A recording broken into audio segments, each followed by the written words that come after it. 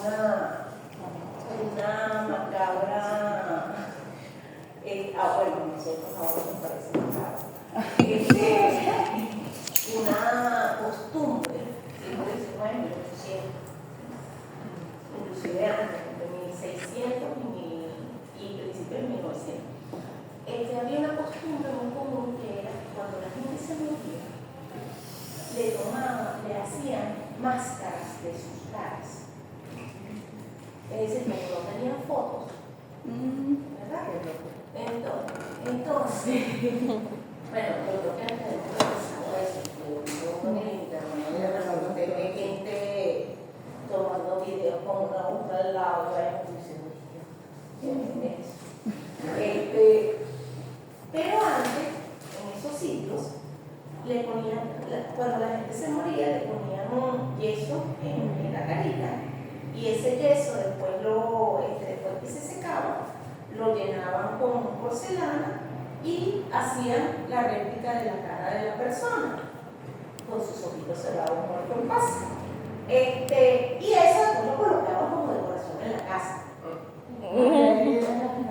Súper decoración. ¿Sí? Entonces, todo este cuento viene porque esa misma técnica se hace con una ventana tecnológica. El microscopio electrónico necesita interactuar con algo que conduzca electricidad. Y nosotros sabemos que lo orgánico no conduce electricidad, ¿verdad? Nos achicharramos con la electricidad. Entonces, ¿qué ocurre? Se hace una máscara de lo que tú quieras, ¿verdad? Y esa máscara después se pone en una cámara para hacerle un recubrimiento muy, pero muy delgado de oro. Y cuando tú metes entonces esa réplica que ya tiene el recubrimiento de oro en el microscopio electrónico, te va a dar la interacción que hubiese tenido el sistema. ¿Sí? Entonces, ahorita vamos a ver cómo funciona. Obviamente, la preparación de esas muestras es sumamente cara. Yo estoy vaporizando oro y la estoy colocando sobre la superficie de una réplica. Y después de eso, tengo que rebanar eso como si fuera el jamón más delgado del mundo, ¿sí? En una cosa que se llama microtron.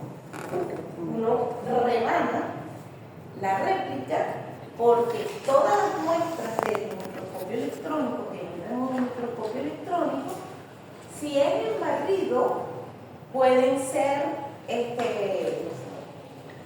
gruesas porque de todas maneras el barrido solamente ve la superficie.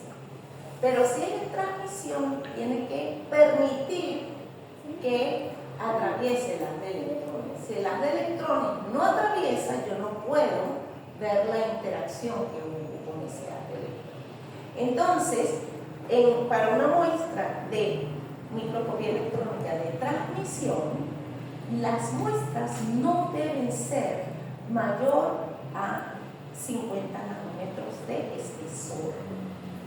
Entonces son películas muy delgadas, ¿verdad? Eso solamente se logra con unos rebanadores eléctricos muy, pero muy finos, pero el concepto es una rebanadora de jamón, pero de mortadela, como ustedes quieran, pero muy, muy delgado de esa réplica para después pasarla por el microscopio electrónico. ¿Sí? Ok. Tipos de aberraciones. Ajá. Aberración esférica, ya sabemos lo que es. Aberración cromática, ¿qué les suena? Eso es cuando yo dibujo en digital, se dividen como los colores y queda en rojo, amarillo y verde. Ajá. ¿Y esa división de colores viene por qué? Ahora que tú sabes todo lo que sabes. ¿Cómo se ve el color rosa? O sea, que lo sabes, pero no. Viene por las longitudes de donde se están separando. Entonces, acuérdense que cada vez que nosotros hablamos de cromática, me encanta porque ya tienen el enfoque artístico, sí, pero ese enfoque enfoque artístico está relacionado con lo que pasa físicamente en el sistema. Y cada vez que nosotros hablamos de cromático en espectroscopía, que es la radiación electromagnética, estamos hablando de diferentes longitudes de onda. Entonces, una aberración cromática es porque en vez de tener una sola longitud de onda, tengo una extensión de longitudes de onda y cada una está dando una cosa diferente, por eso es que se te separa, ¿sí? Tu color. El astigmatismo, que ya dijimos que era, y la difracción, que sabemos que es la difracción. Todos esos son tipos de aberraciones que ocurren en un microscopio electrónico, pero también ocurren en cualquier lente, ¿sí? Sea el externo o sea el que tenemos en nuestra cabeza. Ok. Ese haz de electrones puede interaccionar con la materia de dos formas. O interacciona elásticamente, se recuerda lo que es una interacción elástica, ¿verdad? Que no absorbe energía, ¿verdad? Ok, muy bien. Entonces, quiere decir que yo interacciono con la materia y no hay ningún cambio de energía. Eso es lo que ocurre en transmisión. Lo que hay es difracción del haz, pero las interacciones son elásticas, ¿ok? Entonces, como dice, la interacción elástica es una interacción electrostática de los electrones energéticos con la carga apantallada de los núcleos de los átomos, ¿ok? Y el electrón no pierde energía cinética, pero cambia su dirección de movimiento, y esto es el fundamento para la microscopía electrónica de transmisión convencional y alta resolución. Cuando ustedes vean MET o vean TEM, es lo mismo. TEM es en inglés, Transmission Electron Microscopy, y en castellano la llamamos MET, que es microscopía electrónica de transmisión. Cuando es de alta resolución, en español, lamentablemente, las siglas son MEAR. Porque microscopía electrónica de alta resolución. ¿Ok? Entonces, si ustedes ven, a veces puede ser que lo tenga así, METAR, ¿sí? Porque es microscopía electrónica de transmisión de alta resolución. ¿Ok? La profe poniendo palabras obscenas en el pizarrón. Okay. Pero esas siglas las usamos mucho. Profe, yo me acordé lo de los electrones y que es una oxidación porque es un peo. ¿Viste? Eso no se nos olvida nunca. Ok, la otra interacción, que es la interacción inelástica, entonces aquí si hay, la interacción elástica, la interacción inelástica, que es en donde yo choco y hay un cambio energético de tu haz de electrones con tu materia. Entonces, ese es fundamental para el SEM. El SEM es Scanning Electron Microscopy.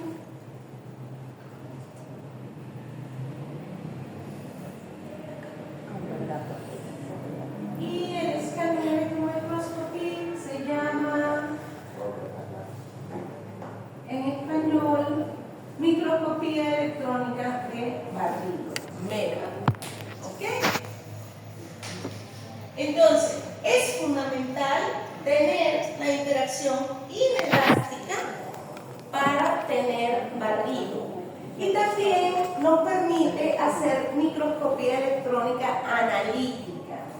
¿Qué quiere decir eso? Que yo, en microscopía electrónica de transmisión, yo no sé, yo no puedo cuantificar, no sé quién estoy viendo. Yo lo único que sé es la forma en que interactúa elásticamente con el haz. pero no sé quién es. En barrido no. En barrido lo puedo hacer la microscopía electrónica analítica, que es la cuantitativa microanálisis, que es lo que acabamos de decir. ¿Sí? Me dice quién, porque solamente el átomo de bario va a interaccionar de tal forma para darme una energía del electrón enlazante, ¿verdad? Y esa es su huella digital. Y al ser una huella digital, me dice quién es y además la intensidad de esa huella me dice cuánto tengo. Entonces, en microscopía electrónica de barrido podemos tener nuestra microscopía analítica. Ok, esta laminita que tenemos aquí, lo que me dice es todos los tipos de interacciones que yo puedo tener de ese haz de electrones con mi materia. Y dependiendo, como les dije al principio, dependiendo del detector que yo ponga alrededor de esa interacción, entonces yo voy a poder lograr diferentes tipos de información por la interacción que ocurre. ¿Ok? Entonces, hasta ahora hemos estado haciendo, nos hemos estado refiriendo a microscopía electrónica de transmisión, que son los electrones transmitidos pero dispersados. ¿Sí? Por eso es que aparecen las flechas así. Ahí aparece una sigla que se llama STEM. STEM es el tema con la microscopía electrónica de barrido, es decir, la fusión de las dos cosas. Y me da las dos informaciones. ¿Ok? Y eso es lo que se llama STEM. Pero el STEM es el que necesita saber quién atravesó, no solamente quién interactúa. Cuando yo tengo mis electrones retrodispersados, yo voy a tener mi microscopía electrónica de barrido, que es la que me va a dar, si son los retrodispersados, me va a dar información cristalográfica, que es un sistema retrodispersado. Es decir, que el chocó se dispersó, pero chocó con alguien más y subió para aquí. ¿Me entienden? Creo que aquí adelante tenemos una laminita donde se mueven las cosas.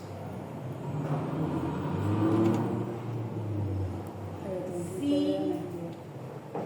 En el caso 1, si yo tengo si el electrón pasa directo sin chocar con nadie, sino que la interacción es elástica, choca y se desvía, pónganse ustedes que se desvía hacia acá abajo, entonces tengo microscopía electrónica de transmisión.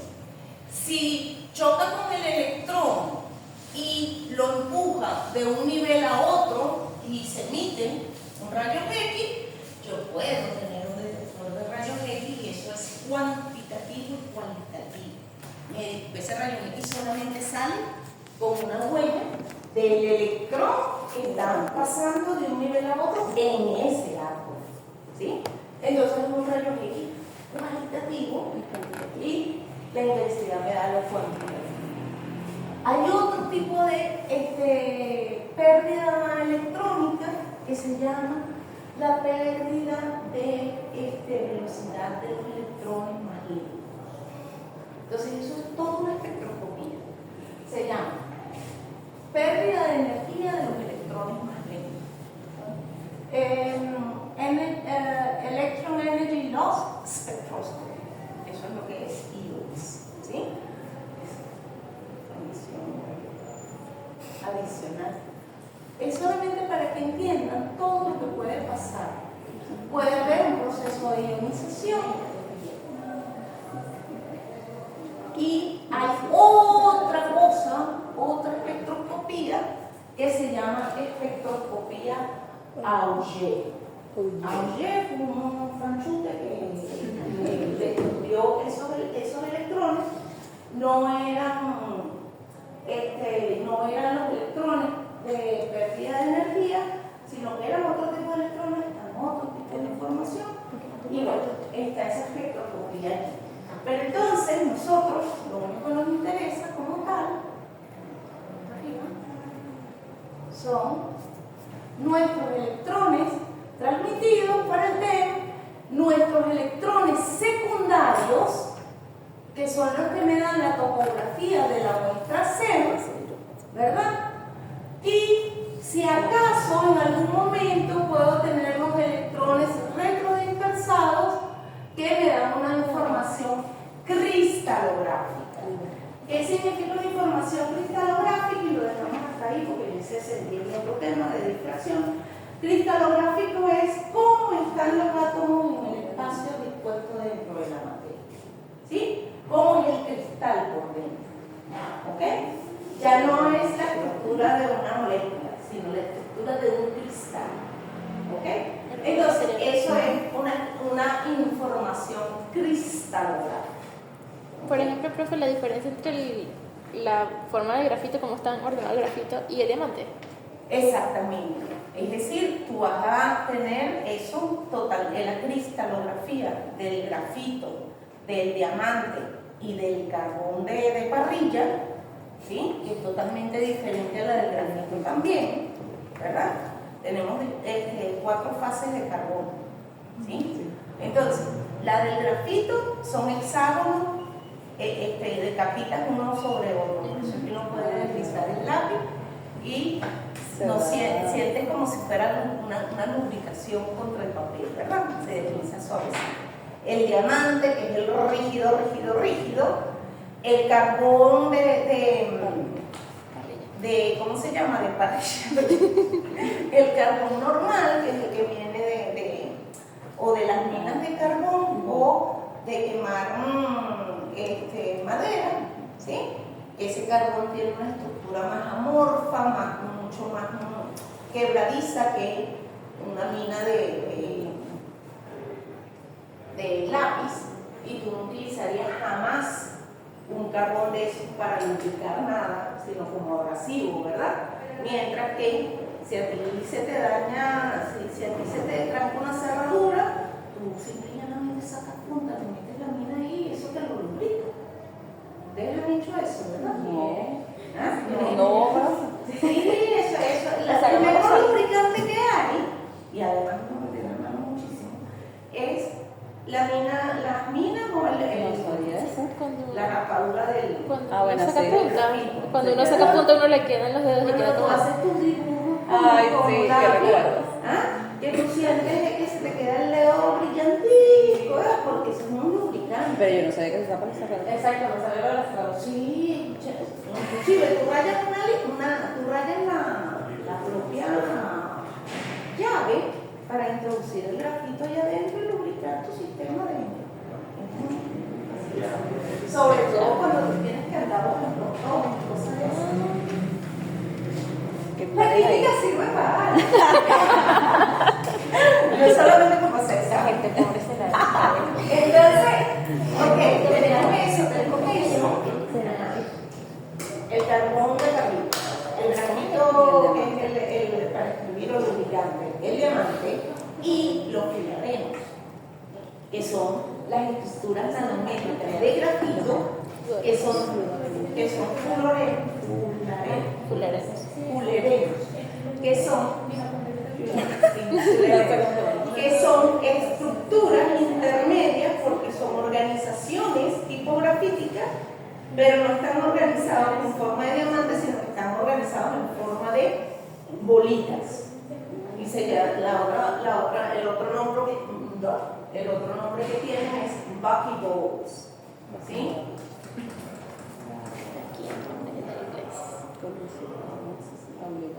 Buckyballs o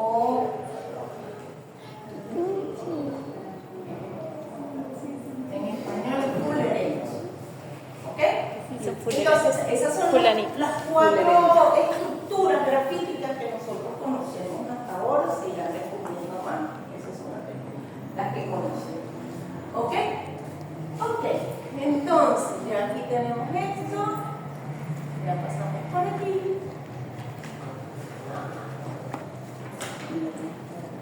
En microscopía electrónica de transmisión, uno puede trabajar en dos formas que se llaman modos. Son dos modos. Uno trabaja con campo claro, que es cuando tú trabajas como si tuvieses una foto, ¿verdad?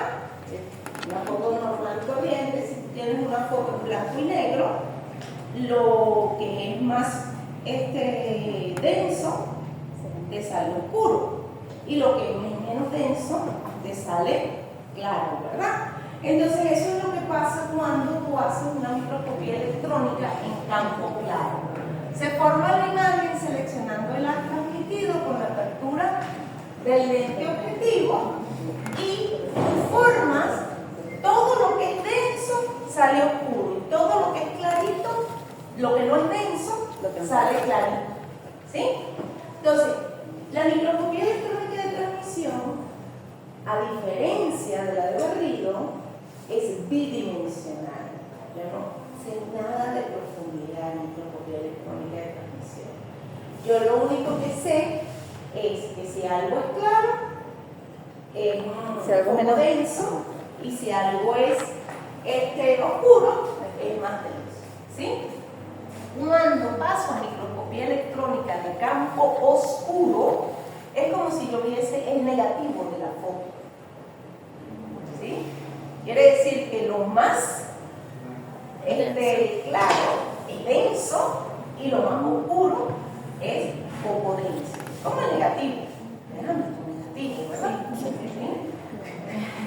Jugando con los filtros. No, lo que pasa es que lo pregunto porque es que a veces uno pierde el contacto en el sentido de que hay cosas que ya ustedes no ven cotidianamente, mientras que para mí era Bueno, nosotros lo conocemos porque, bueno, yo me ponía a jugar con los filtros de las fotos. ok. Por ejemplo, pero es que inclusive hoy en día hay programas de computación, aplicaciones y de celulares que uno monta el negativo en la pantalla y te lo convierte en positivo, es decir, te lo convierte en campo claro, ¿sí? Te saca la foto de ese negativo, ¿sí? Esas aplicaciones ya existen. Entonces, cuando trabajamos en campo oscuro, ¿qué es lo que estamos viendo? Lo que estamos viendo es la imagen del haz difractado, que produce el haz difractado. Mientras que en el otro estamos viendo la imagen del haz transmitido, este es el difractado. ¿Ok? Y ese campo oscuro nos va a permitir entonces ver el negativo. Ustedes dirán, ¿qué importa eso? Bueno, importa porque cuando yo quiero ver, por ejemplo, si yo quiero ver si algo es metálico o no metálico, porque algo de eso no necesariamente es metálico. Si yo quiero ver si es metálico o no metálico, cuando yo le haga el campo oscuro, me tiene que salir brillante como un sol. Si es simple y llanamente que es oscuro porque la muestra ahí era gruesa, entonces no sale brillante, sino que lo que sale es oscuro, ¿sí? Porque hay poca densidad en ese espacio, ¿ok? Entonces es muy importante tener la capacidad de discernir si el oscuro que yo tengo en campo claro es porque algo es denso o porque se acumuló mucha muestra en ese espacio, ¿sí? Entonces, cuando nosotros tenemos el haz de electrones formando un diagrama de difracción en el plano focal, vamos a estar trabajando con el campo oscuro del sistema. Esta es una imagen de microscopía electrónica de unas bacterias, unos bacilos y unos mitocondrias. ¿Ok?